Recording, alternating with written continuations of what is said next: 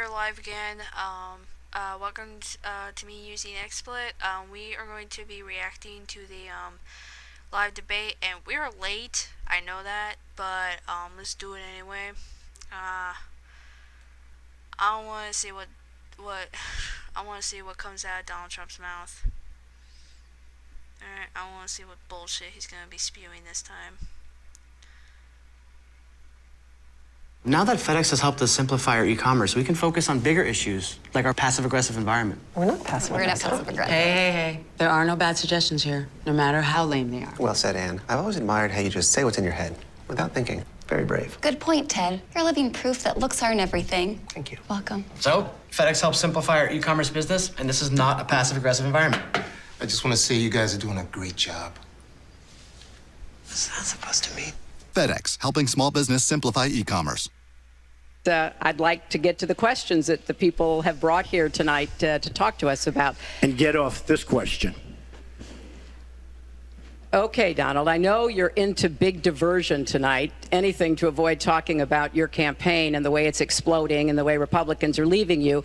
But let's at least focus on the issues that people care about tonight. Let's get to their questions. We have a question here from Ken Karpowitz. He has a question about health care. Ken?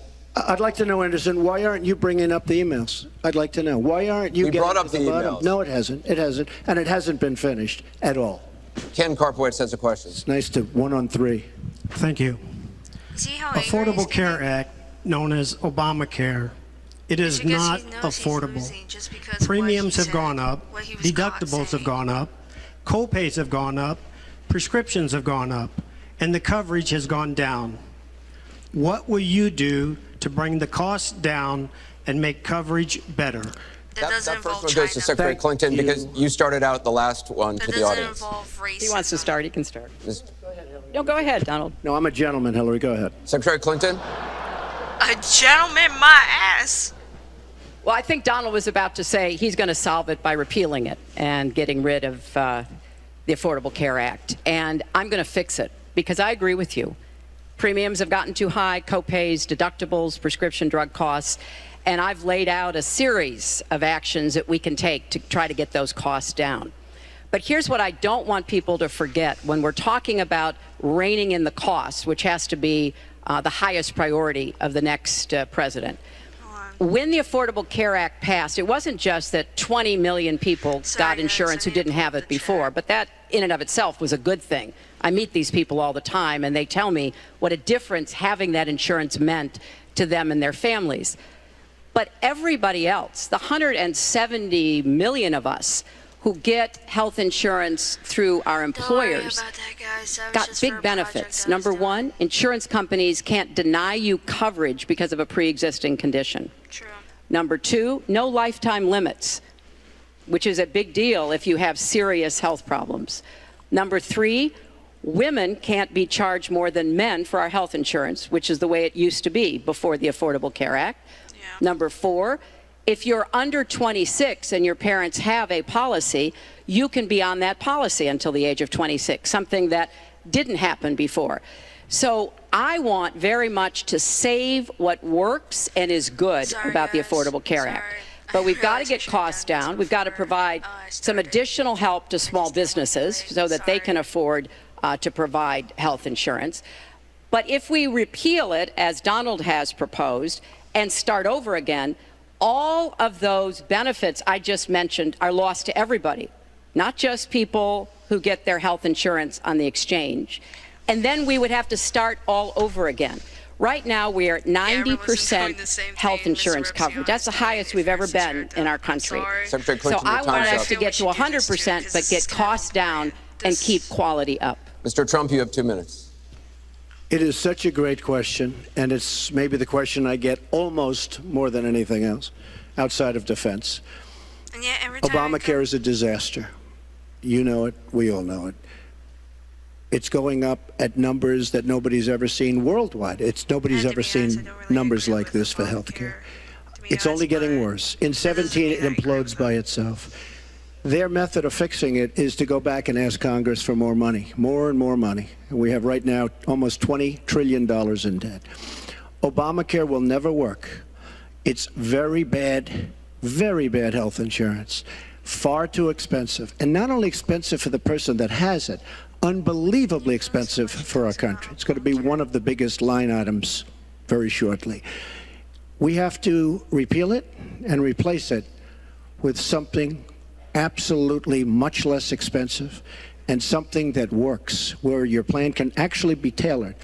We have to get rid of the lines around the state, artificial lines, where we stop insurance companies from coming in and competing, because they wanted, President Obama and whoever was working on it, they want to leave those lines because that gives the insurance companies essentially monopolies. We want competition. You will have the finest health care plan there is. She wants to go to a single-payer plan, which would be a disaster, somewhat similar to Canada. And if you ever notice, the Canadians, when they need a big operation, when something happens, they come into the United States in many cases because their system is so slow.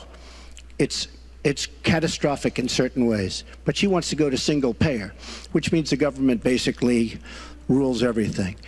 Hillary Clinton has been after this for years.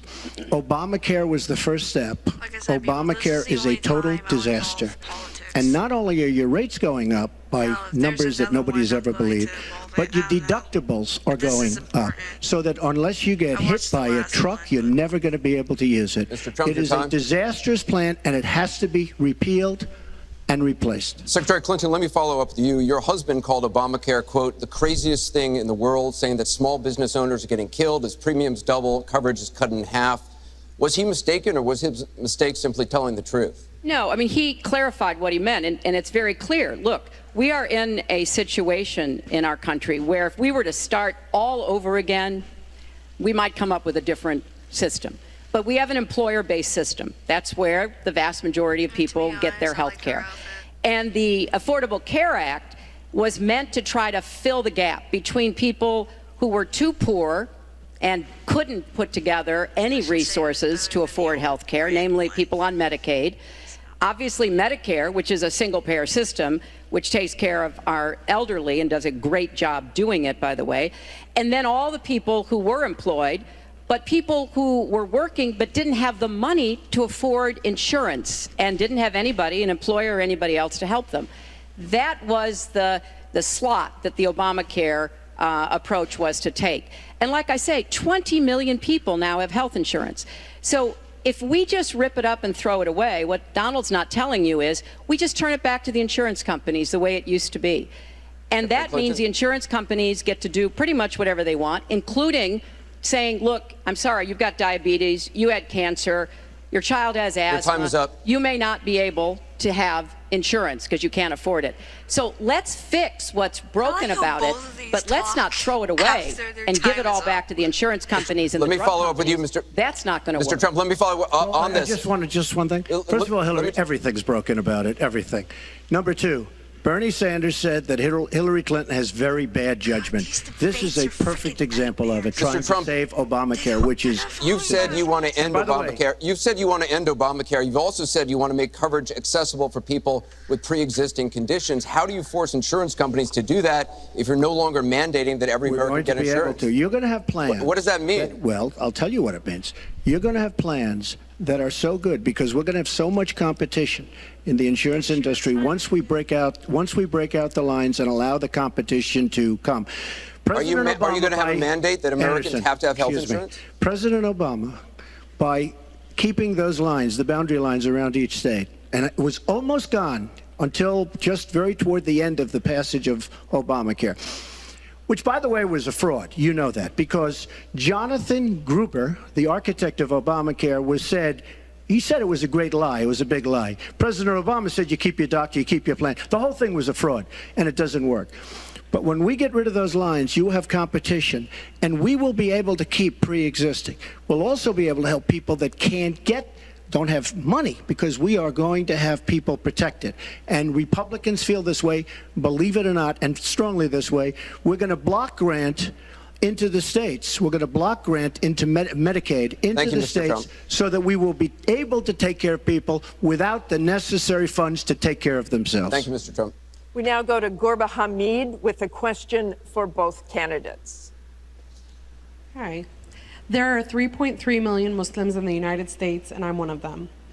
You've mentioned working with Muslim nations, but with Islamophobia on the rise, how will you help people like me deal with the consequences of being labeled as a threat to the country after the election is over? Mr. Trump, you're first. Well, you're right about Islamophobia, and that's a shame.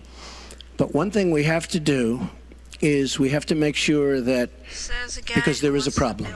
I mean, whether we like it or not, and we can be very politically correct, but whether we like it or not, there is a problem.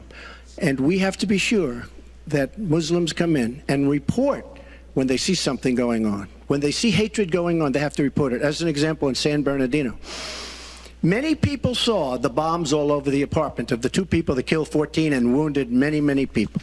Horribly wounded. They'll never be the same. Muslims have to report the problems when they see them. And, you know, there's always a reason for everything. If they don't do that, it's a very difficult situation for our country. Because you look at Orlando, and you look at San Bernardino, and you look at the World Trade Center, go outside, you look at Paris, look at that horrible, these are radical Islamic terrorists. And she won't even mention the word, and nor will President Obama. He won't use the term radical Islamic terrorism. Now, to solve a problem, you have to be able to state what the problem is, or at least say the name. She won't say the name, and President Obama won't say the name, but the name is there. It's radical Islamic terror. And before you solve it, you have to say the name. Secretary Clinton. Well, thank you for asking your question. And I've heard this question from a lot of Muslim Americans across our country.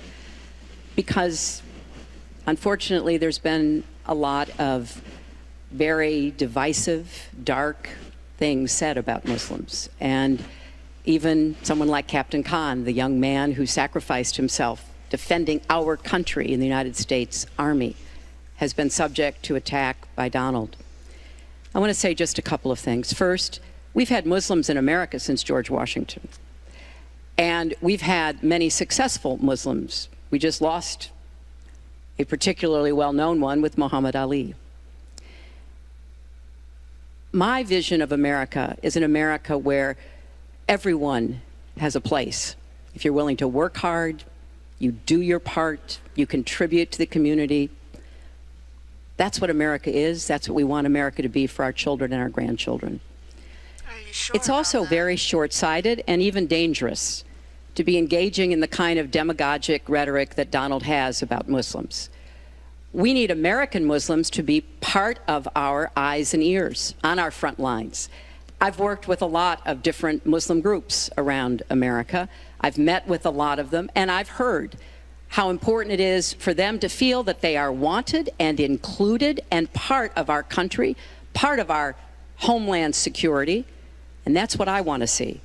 It's also important, I intend to defeat ISIS, to do so in a coalition with majority Muslim nations.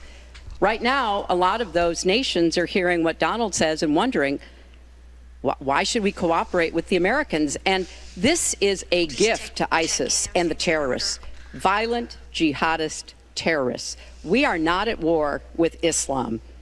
And it is a mistake, and it plays into the hands of the terrorists to act as though we are. So I want a country where citizens like you and your family are just as welcome as anyone else. Thank you, Secretary Clinton. Mr. Trump, in December, you said this: Donald J. Trump is calling for a total and complete shutdown of Muslims entering the United States until our country's representatives can figure out what the hell is going on. We have no choice. We have no choice. Your running mate said this week that the Muslim ban is no longer your position. Is that correct? And if it is, was it a mistake to have a religious test? First of all, Captain Khan is an American hero. And if I were president at that time, he would be alive today. Because unlike her, who voted for the war without knowing what she was doing, I would not have had our people in Iraq. Iraq was a disaster. So he would have been alive today.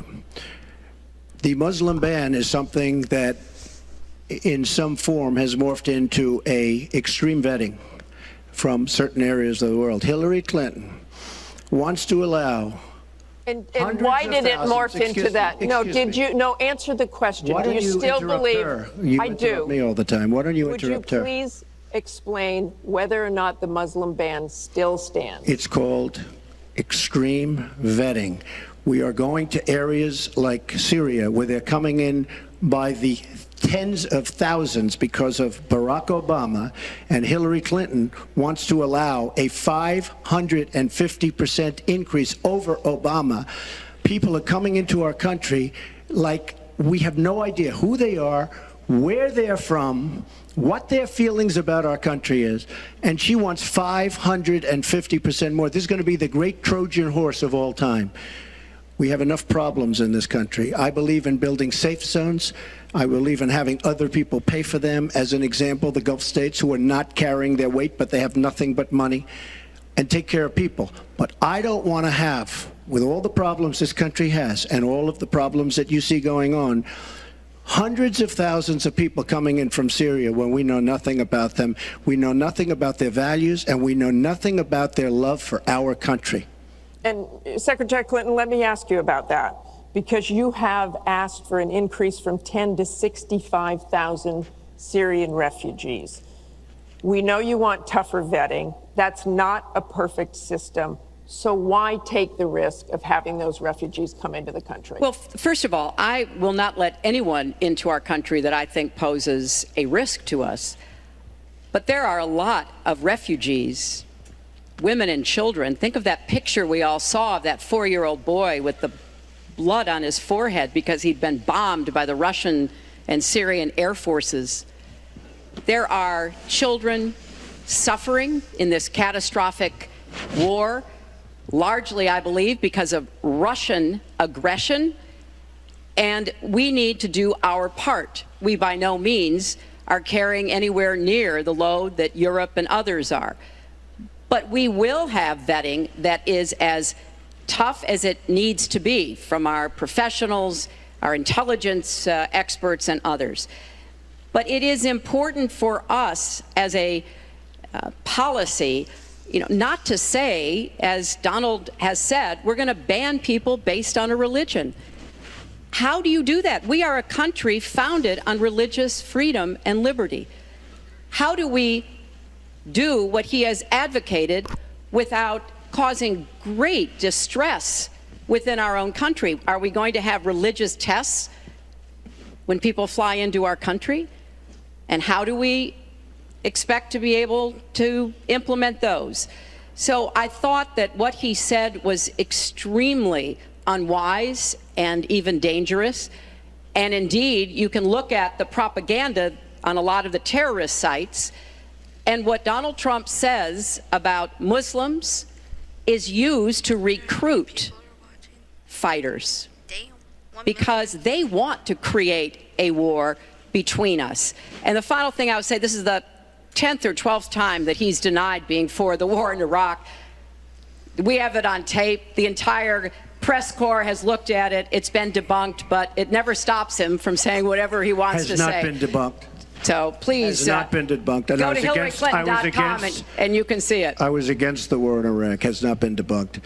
And you voted for it, and you shouldn't have. Well, I just want to There's been lots of fact-checking on that. I'd like to move on to an online question. She just went about 25 seconds over her time. Could I just respond to this, please? Very quickly, please. Hillary Clinton, in terms of having people come into our country, we have many criminal illegal aliens. When we want to send them back to their country says we don't want them. In some cases, they're murderers, drug lords, drug problems, and they don't want them. And Hillary Clinton, when she was Secretary of State, said, that's okay, we can't force it into their country. Let me tell you, I'm going to force them right back into their country. They're murderers and some very bad people.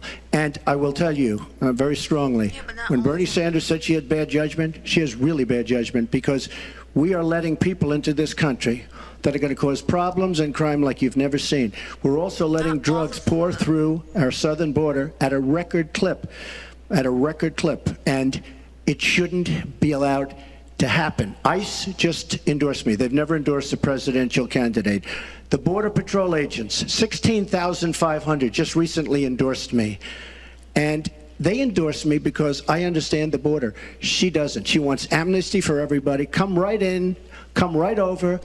It's a horrible thing she's doing. She's got bad judgment, and honestly, so bad that she should never be president of the United States. That I can tell you. Thank you, Mr. Trump. I want to move on. This next question comes from the public through the Bipartisan Open Debate Coalition's online forum, where Americans submitted questions that generated millions of votes. This question involves WikiLeaks' release of purported excerpts of Secretary Clinton's paid speeches, which she has refused to release, and one line in particular in which you, Secretary Clinton, purportedly say you need both a public and private position on certain issues. So, two from Virginia asks, is it okay for politicians to be two-faced? Is it acceptable for a politician to have a private stance on issues? Secretary Clinton, well, your 2 minutes. Right. As I recall, that was something I said about Abraham Lincoln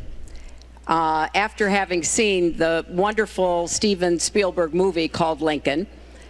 It was a master class watching President Lincoln get the Congress to approve the 13th Amendment. It was principled and it was strategic.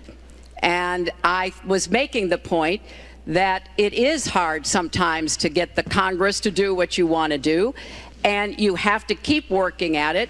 And yes, President Lincoln was trying to convince some people. He used some arguments. Convincing other people, he used other arguments. That was a great, I thought, a great display of presidential leadership. But, you know, let's talk about what's really going on here, Martha, because our intelligence community just came out and said in the last few days that the Kremlin, meaning Putin and the Russian government, are direct. All right, guys. I'm not gonna I'm not gonna have us do a live stream for the whole entire thing.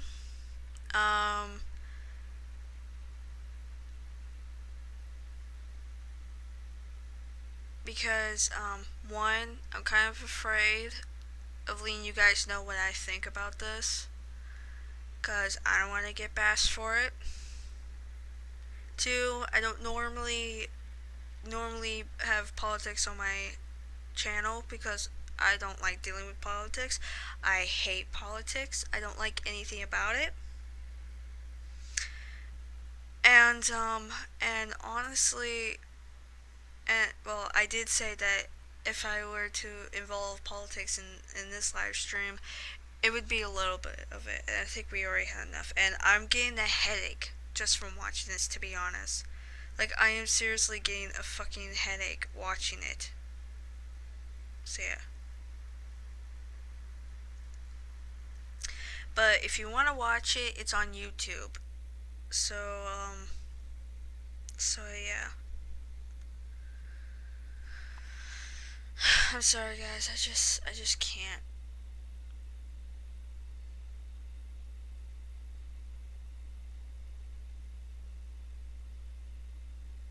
I mean, I'm still gonna keep doing this live stream. I'm just gonna change the name.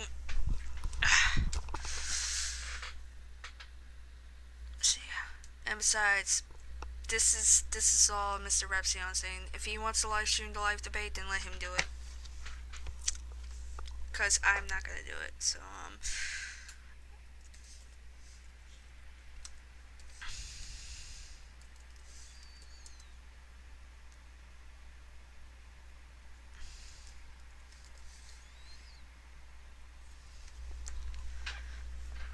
there we go.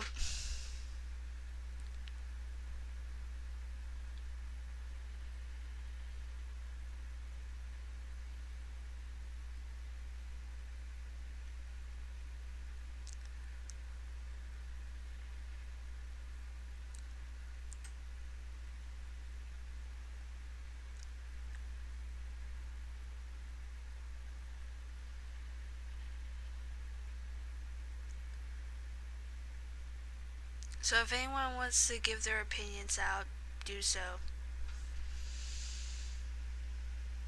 If you don't mind getting my opinions. I mean, hearing my opinions. Because honestly,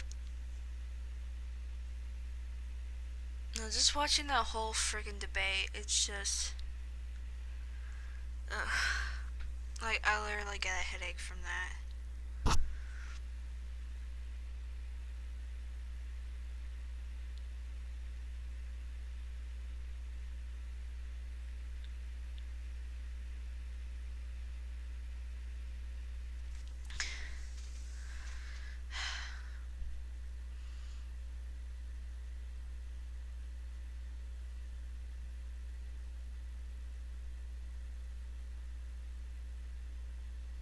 Hi, person.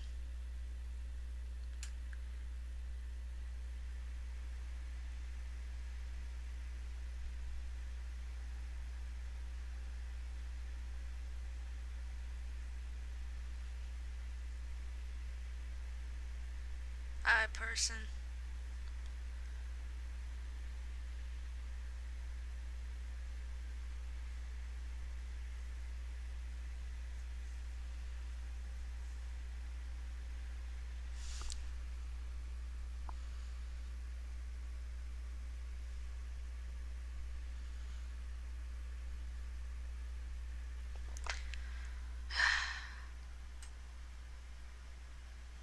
You know, guys, I'm sorry to do this to you, but I'm gonna leave this I'm gonna leave this here. I'm gonna go join Mr. Repsion. If you want to join me, go right ahead.